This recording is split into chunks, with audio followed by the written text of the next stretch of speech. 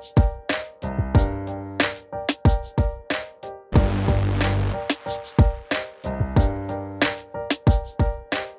and welcome to episode 415 of the Money to the Masses podcast with your resident expert, as always, Damien Fay and me, Andy Leaks. Damien, how are you doing? I'm good. It's good to be back. I'm quite excited because I was just telling you before we started the show that I'm going back to my old stomping ground, the university that I went to, University of Warwick, which is more than 20 odd years ago, partly because of, my daughter's playing football up there. So I'm going up there for a weekend, and it'd be quite interesting to go somewhere I've not been for like 20 something years to see how it's changed and make myself feel very old. So a nostalgic trip is on the cards for me, probably looking at places where I stumbled as a student and probably woke up unconscious. So yeah, apart from that, good. Before we start the show, actually, Andy, I've got to say to listeners, we need more reviews. I'm a bit disappointed at the fact we put out, not a plea, that's the wrong word, but said to people, come on, make sure you leave a review for the show. We do enjoy them. It's really motivating for the team to get them, and we will read them out if you send them in, and of course if you give us 5 stars. So do make sure you leave a review for the podcast on any app that you use, whatever. So, yeah, and 5 stars is always the preferred choice. It's somewhat mandatory. So I'm going to tell you what's coming on this week's show, Andy.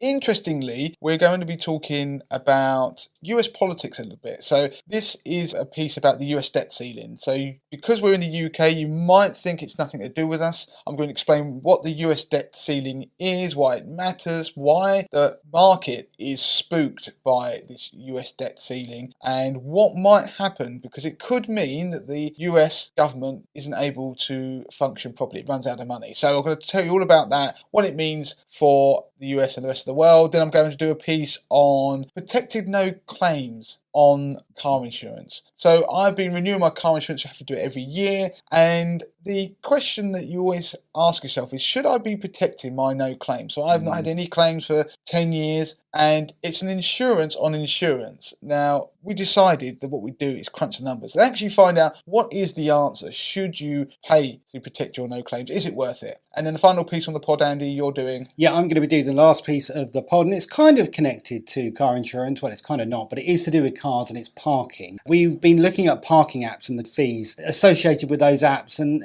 it's quite startling how many fees are attached to those parking apps. So I'm going to go through a few details on a few of the parking apps, what fees to look out for, and how you can avoid those fees. Yeah, and to point out, there are going to be so many of you who will listen to that piece on the podcast and then will go and open up the apps that you use in public car parks. So Ringo is one of the well-known ones, and you're probably going to look at the receipt and be shocked that you've been paying for something you didn't realise. That's right. So let's get on with this week's podcast then. We're going to start with the US debt ceiling, what on earth it is, what it means for people, a bit of an education piece. I'm all ears because I find this fascinating. Yeah, so the US debt ceiling is something you're going to have probably heard about in the news if you're into investing. So it has started to creep into our mainstream news, but it is really starting to spook investment markets. And I'm going to cover it because the situation could change. I'll make more sense in a second, but the US debt ceiling is a limit on the amount of debt that the US government can borrow. So the amount of money they can borrow,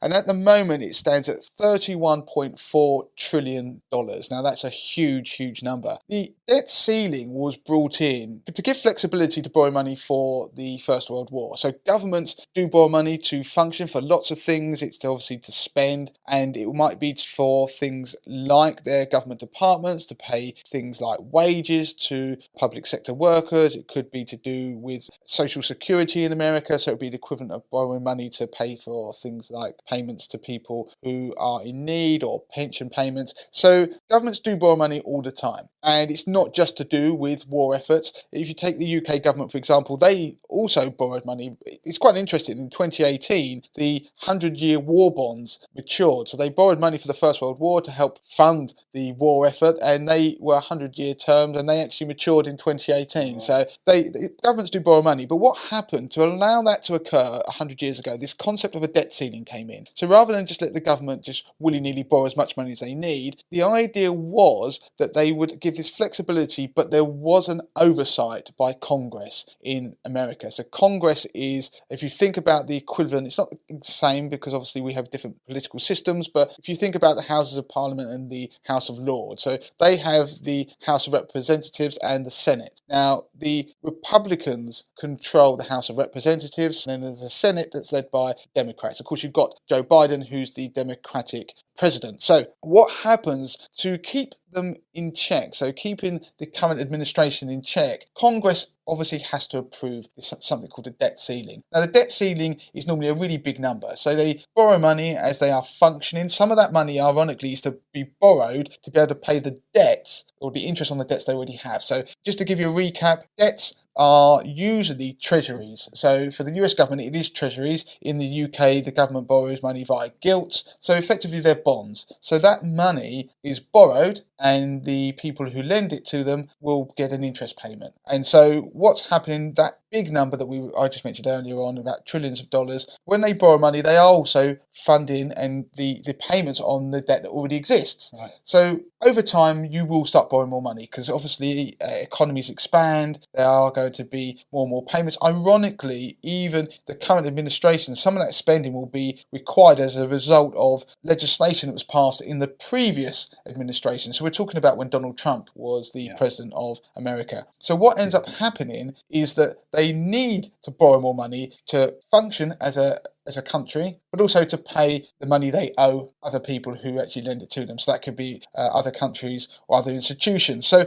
it's important every now and then, this level, the government debt starts to approach it. So borrowing starts to get up towards that level. So what happens, Congress has to agree to raise that level again. Now, historically, it's been a pretty orderly thing where they've agreed to raise the debt ceiling. But in recent history, that's changed. It's become much more political. So back in 2011, there was a lot of political posturing and debate about whether the debt ceiling would be raised. So take it to 2023. So now what happens, because I mentioned earlier that you've got the two different parties, that they can use it as a political bargaining chip. It's been predicted that the US government will run out of money by around the 1st of June. And if that happens, then it will technically default on its debt because it won't be able to pay the interest payments on the existing debt. So what's happening at the moment, the Republicans are using it as a bargaining chip to be able to put pressure on the Democrats to change things. So some of the things that Joe Biden has stated as part of his spending plan, you think of it in the UK perhaps like a budget, then they are putting pressure to change things and to have some of their own views put into the legislation. So,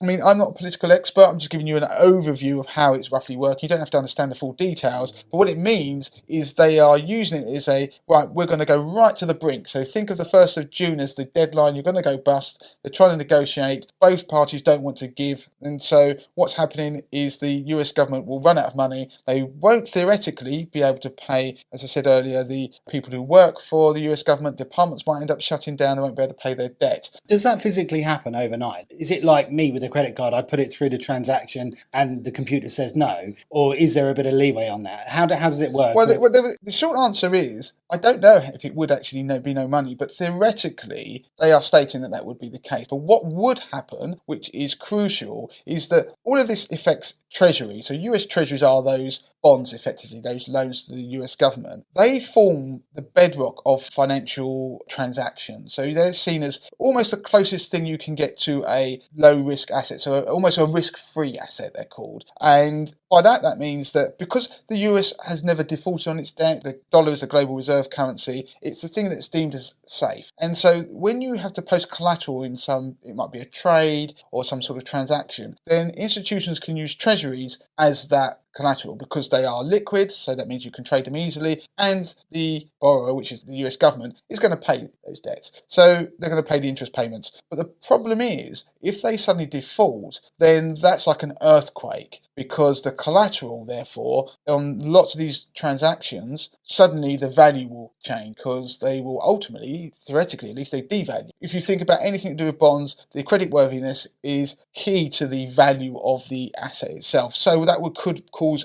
an earthquake. Now, to give you a very simple analogy, I've used it before. Imagine investment markets are a giant skyscraper. Then you have the foundations, which are the safest assets, going all the way up each floor as you go to riskier and riskier assets. The things at the bottom will be cash. Then you've got things like treasuries, and you've got the very short-dated T-bills, they're called. They're the treasuries that mature in a very short period of time. It could be like in months. Then you go up each floor and you go into other types of bonds, go into equities, different types of equities. And so if you have an earthquake, the bottom floor will wobble less than the top floor, because obviously the top floor, as you all know in physics, will be wobbling back and forth. So if you get an earthquake, that bedrock shake, then you're going to see some great volatility in equity markets as well, some significant volatility. The question is, what will that mean, therefore, for the US economy, for investment markets? It's quite difficult to say because it's never really happened. We come close before, back in 2011, when there was this brinkmanship right up to the last minute, and then they reached a deal. So you might be listening to this thinking, this is crazy. They're going to literally sort of drive themselves over the cliff for political gain. Oh, who knows? I mean,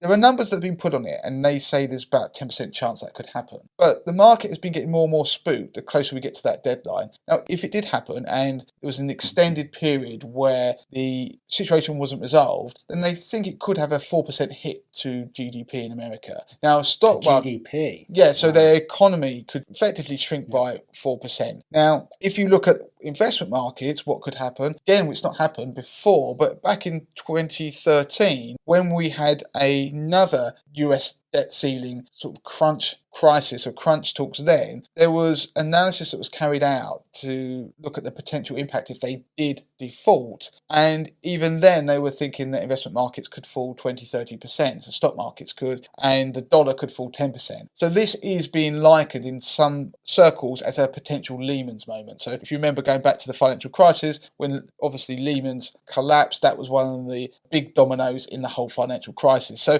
that's why everyone's talking about it and saying it could be significant. If it happened, then it's one of those things you don't really know what's going to be on the other side of a default, but it feels like, based on history and the analysis, that it would be highly significant and markets would be very volatile until it's resolved. Now, the betting is that they will reach an agreement before then. However, nothing's guaranteed. The interesting thing is what would happen to treasury markets, because would treasuries, given that they've defaulted on paying the interest payments on there, and in periods of stress, then people tend to buy the dollar and they tend to buy treasuries, so they go to bonds, then would people still do that? And there has been some analysis from Bloomberg suggesting that people might still potentially buy those assets. But in the short term, if there is a default, then you can expect some volatility in treasury, certainly the short dated ones, because all of the default, the inability to pay, all that kind of stuff is happening very short term. At the long end of the scale, so you're looking at treasuries that have a term that's very long, you're talking about 10 plus years, then the volatility may be slightly lower, because you'd hope they're going to sort this out relatively quickly. Once they've caused this carnage, if they do, they'll be quickly trying to fix it before it does too much damage. But interestingly, even if they solve this crisis and they reach an agreement, which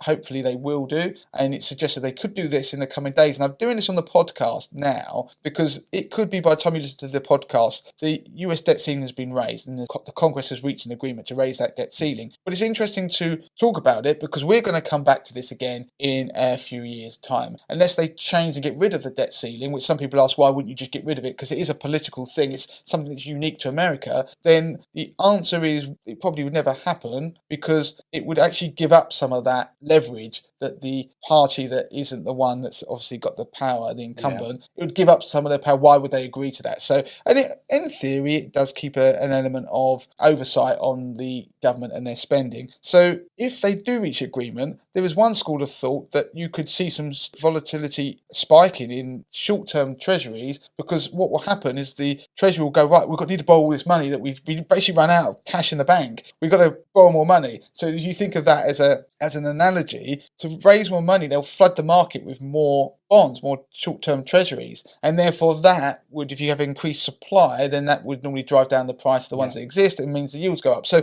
we could, even though we reach agreement, see some volatility. The real issue is the market is not pricing in a default, and that's understandable because it's never happened before. They've obviously come close, and we hope that they would resolve it.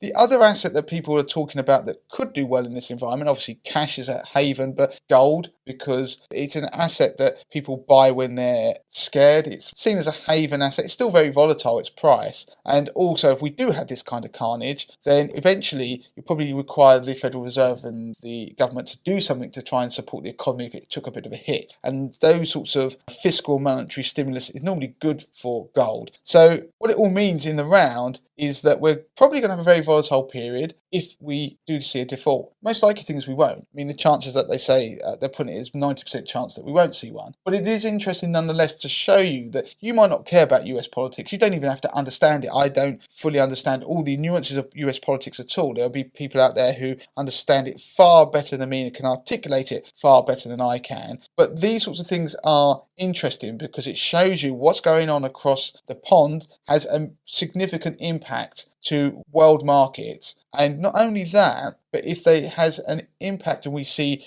potentially the US end up in a recession, it's always that old thing, when the US sneezes, the rest of the world catches a cold. So we could see implications over here and the rest of the world. So you've talked about markets and the kind of things that will be impacted by this. What about things like jobs? Is there going to be any sort of ripples in regards to job losses? Well, they estimate, and again these are all estimates, that it would impact 7 million jobs. So 7 million jobs could be lost. The thing is, if you see a spike in yields, you've got to think that it's a bit like going back to what we saw in the UK when things went completely mad around the mini budget and we saw a spike in gilt yields, which caused mortgage rates to spike, and it caused interest rates in the economy to pick up. And I mean, I'm talking about the cost of borrowing. That will happen and filter through in America if you have a similar situation where yields start to pick up. The cost of borrowing for companies will go up. So that means there'll be pressure on companies that they might not be able to borrow, which is a form of tightening. So it'd be equivalent, they've said, that if you do get a default, it'd be equivalent of the US Federal Reserve hiking interest rates by 0.25%. Now, I'm always fascinated by the numbers they bandy around because how they work them out is quite mind-boggling, far bigger brains than ours, but it does mean that there could be job losses, which is why politically they are therefore likely to try and find a solution. And if you go back to, I think it was in 2011, we got to the point where Obama went on TV when they were getting to a similar point of brinkmanship, saying to voters to basically flood Congress with demands about trying to solve this crisis. And they did, and they basically crashed the sort of, I think it was the phone lines or websites at the time trying to get their point across, because obviously this could be serious for US citizens, but it will have an impact globally. Okay, so let's move on to the next piece of the podcast then. We're going to be talking about no claims discounts and car insurance, how it kind of works, how it impacts your annual premiums, but also whether it's worth protecting your no claims. Damien, you got a piece on it. Yeah, so this was born out of me doing my own car renewal. So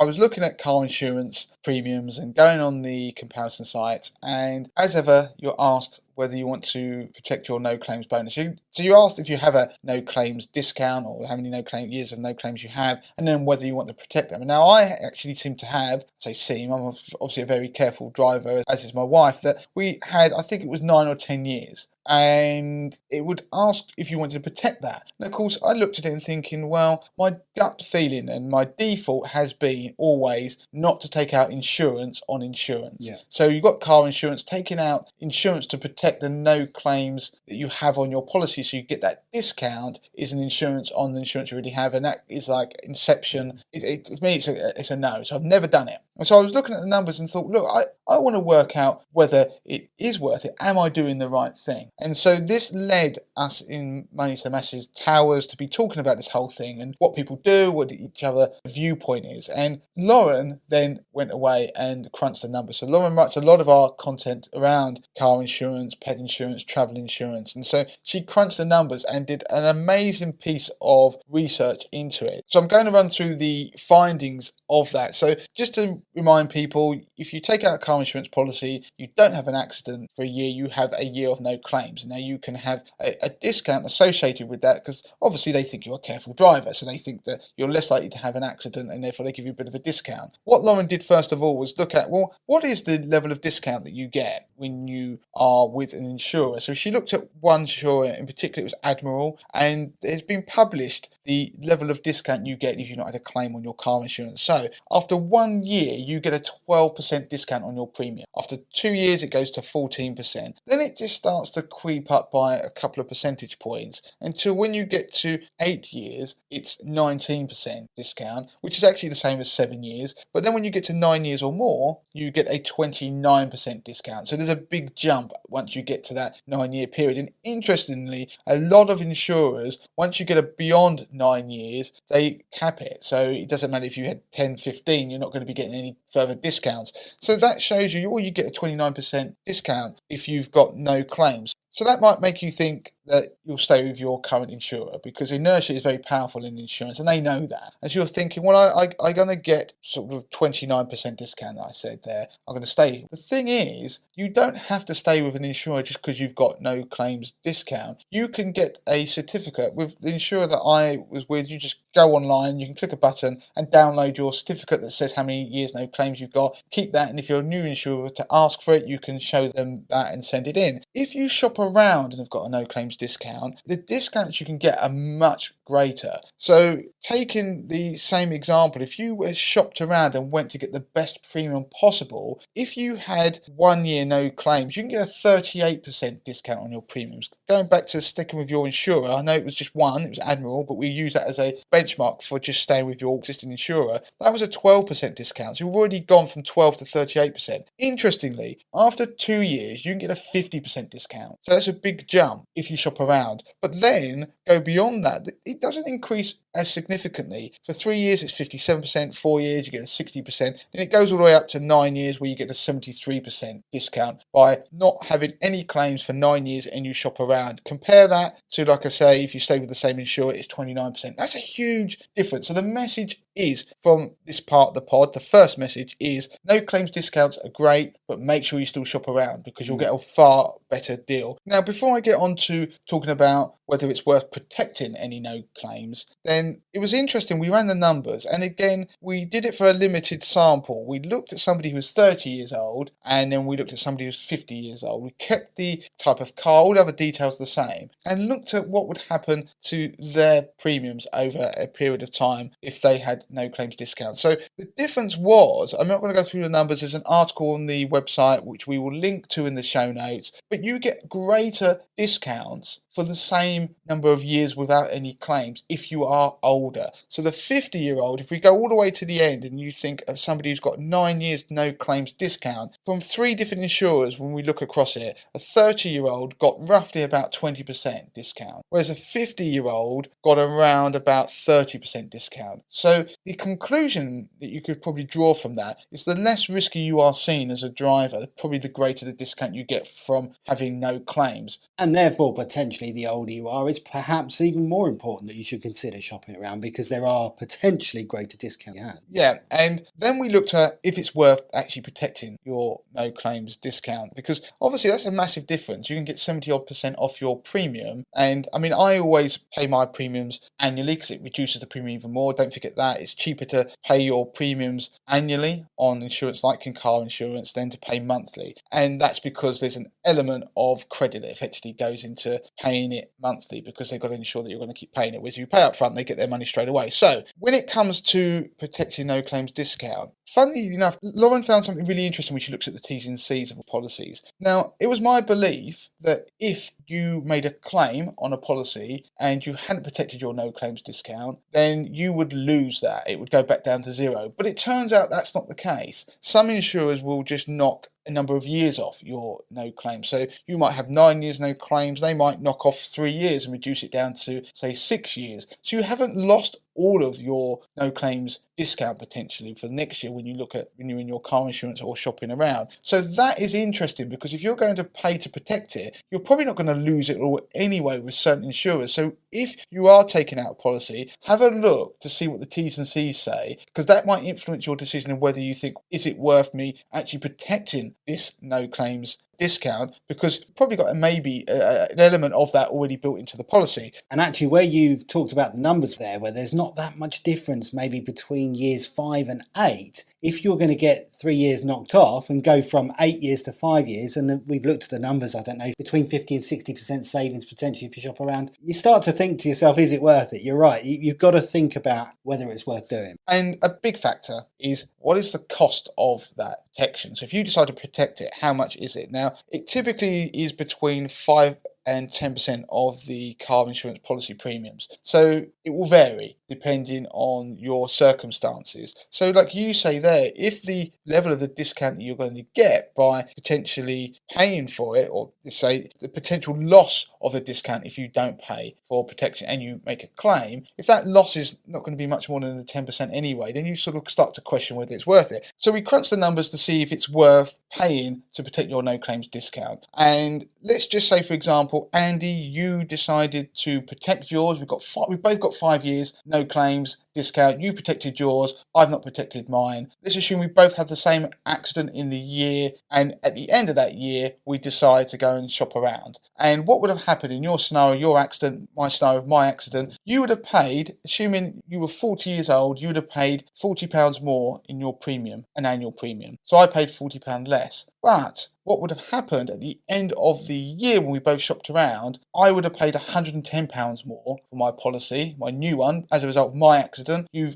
had protected your no claims bonus. You would have paid less than me. But the difference is I only ended up paying £70 more than you did. Because you paid £40 for your protection. I didn't. I pay £110 more than you, difference £70. So it isn't that significant. And of course, if you don't do it for years, if you're like me and you didn't pay to protect your no claims discount, then you are going to be better off in the long run. But of course, it depends on your individual circumstances and the number of accidents that you have. And the other thing you've got to point out is that with no claims discount, it doesn't mean you can go around like a stock car racing and just crashing into everything. There are limits to how many accidents you can have in a year. So it could be 2, it could be 3 over a period of time. So overall, the numbers suggest it is worth paying to protect your no claims discount, but the amount of benefit varies from person to person. But also, you can still save significantly by continuing to shop around. Don't let protecting a no claims discount stop you from shopping around. You can still shop around and get a good deal. If you can't afford to pay for that no claims discount, then still shopping around, you could find yourself still not materially worse off. And in my example, by me not paying for all those years of no claims protection, so no claims discount protection, I'm probably about, I'd say, £300 or £400 better off, and that's equivalent of an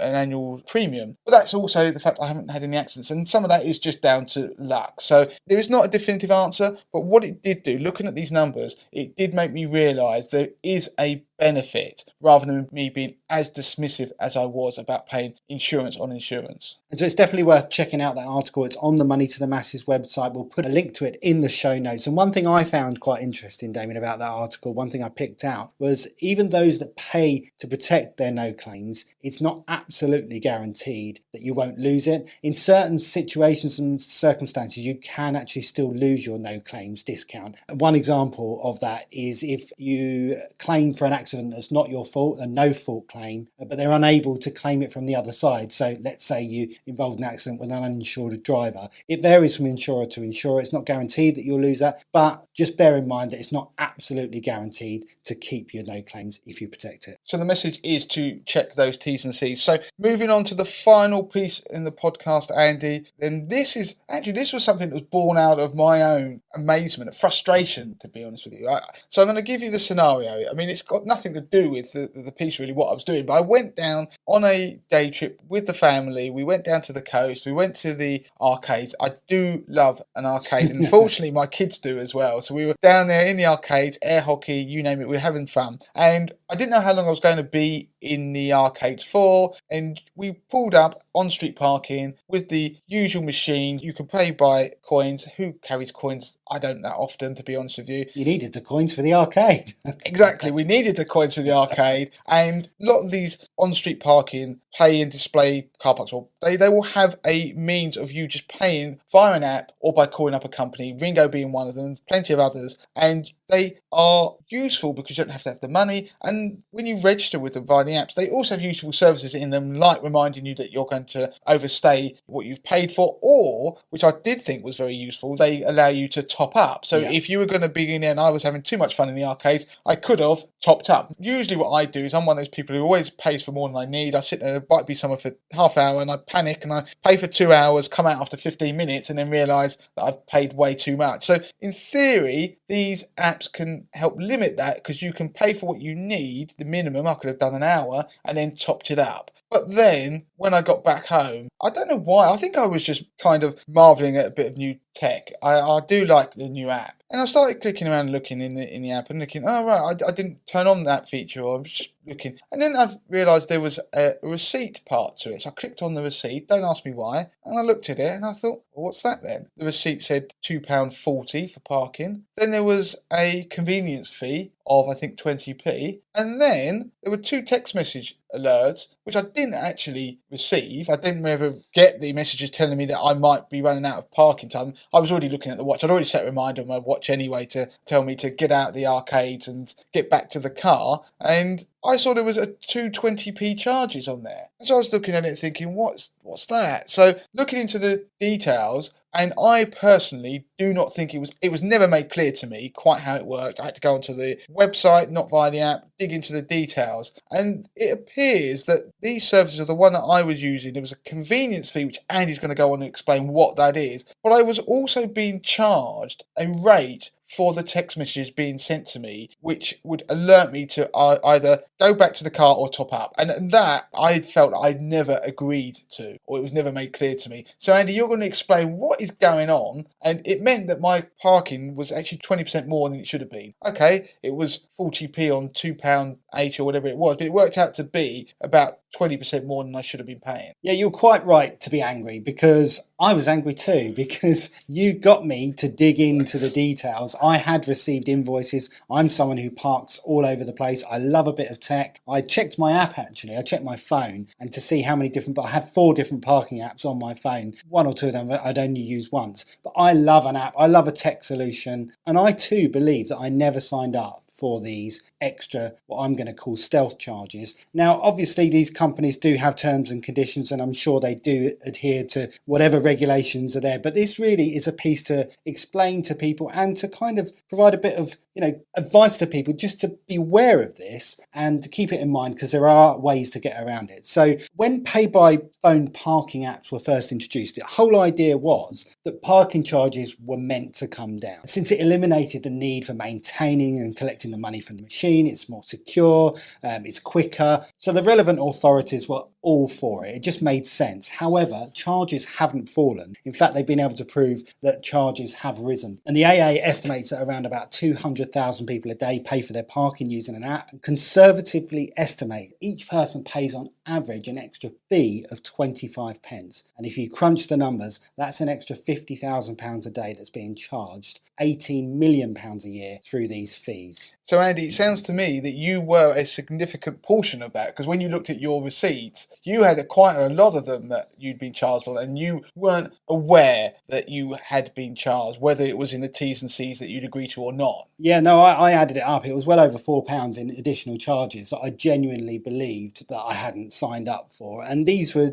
convenience fees, but the text fees were the one that really hurt me, if you like. So to make these stealth charges easier to spot, I'm going to read out a few of these charges. These are things that you can look out for on your invoice. Most people, when you sign up for a parking app, you'll be sent invoices. So look out for these fees. Now, depending on which app will depend on how these fees are populated within the invoice. So look out for convenience fees. What a convenience fee really is an administration charge. That's the charge that the company is charging on top of whatever the council or relevant authority is charging for their park. So normally what happens is the council or whatever private firm will maintain the car park. Ringo or whatever parking app itself then charge a fee on top, and that's the slice of the pie they take. They'll take the payment, they'll pass the payment on to the authority, then they'll keep their little bit. Another thing you need to look out for is a transaction fee. Service fees, it might be listed as a service fee. Look out for the words summary text or summary charge text, reminder text, text receipts and email receipts. Now, these are all things that you think are just standard, but they're are often fees associated for each of those. And actually some parking apps charge a fee of up to £2 if you park on the day. Now what I mean by that is they're almost punishing you for not going online and pre-booking the parking before you turn up. Who pre-books going to the arcades? I mean, it was a bit of a spur of the moment decision. And the thing I would also say is there isn't consistency between these fees, because when I looked into it, the fees have to be, I think, agreed by the local authorities in terms of the certain service fees, etc. So some of them aren't charged at certain locations. So you can go to certain car parks and the same company won't charge you that fee because it's not been agreed, I think, with the local authority. But obviously, the ones I've experienced, they are charging those fees. And I mean, I will put that out there. I'm not anti companies charging money so they can provide a service, okay? But what I thought when I looking at it, and it's going to be the big takeaway from this part of the podcast, is that when I went to pay, it wasn't made clear to me that, you know what, it's actually 20% cheaper to pay with cash. And that part, I think people should know about. You're paying up to 20% more just for the convenience of using an app, when I could have had the choice of using some of the change in my pocket to pay for the car parking. Yeah, exactly that. So always check the terms and conditions. Some of these fees that we've talked about, like the convenience fee and transaction fees, they are unavoidable if you want to pay by app, and they do make it convenient. You can top up and things like that. Great. But if you want to avoid those, do pay by cash or card at the machine, because they won't often have these additional fees. Another tip is to check when your car parking session ends. Now, this isn't anything to do with the car parking apps themselves. It's just a general tip on paying for parking. I've been a victim of this many times myself. Car parks often stop charging a fee after a certain point. So it might say they charge between 8 in the morning and 6 at night, and then it's free after that period. If you pay via the app or via the machine, they won't always alert you to let you know that you're actually paying for parking that's free. So let's give an example. You turn up at 5 o'clock, you're going to watch the football in the evening, or you're going late night shopping, and you're going to be about 4 hours. You're going to get back to your car at 9. So you pay for 4 hours. Actually, if you looked at the parking sessions, you would have only have needed to pay for 1 hour. But they won't necessarily say, hey, you're paying too much, or you don't need to pay for 4 hours. The only actual sort of evidence of this being a thing is when you look at your ticket, either via your app or via a paper ticket if you pay at the machine, is that the expiry time on the thing will be 11 o'clock the next morning. And you're like, well, how does that work? And then you actually see that you've paid additional parking the following day for the 3 hours up to the 11 o'clock. So just beware of that. Honestly, I've been caught by this many times. So I just think, 4 hours will do me. And then it was free for 3 hours. Yeah, and I think there's a good tip, and especially like most of them allow you to pay by card. 4 hours shopping though, Andy. You must be going to IKEA. I think it wasn't just shopping. Maybe that was a meal as well. Yeah, so check those T's and C's, but the message is go and look at your apps to see the receipts in there and to see if you've been charged more than you perhaps were aware of, and make sure you go into the apps and turn off the settings. So the first thing I did is, yes, I might still use the app, but I've definitely turned off the settings that send me all the alerts and text messages that I will be charged for. So service fee, okay, you can swallow that, but unnecessary text messages that you might even be in a restaurant that doesn't get a signal, you're still going to be charged for a text message that's going to be sent out, so turn those off. Yeah, do get in touch if you've heard this piece, you've had a look at your app and you've realised, like we did, that you're being charged things you didn't realise. Do get in touch with us. Email us at Andy or Damien at Money to the Masses, or contact us in the usual ways via the Facebook group, because I think we've blown this wide open.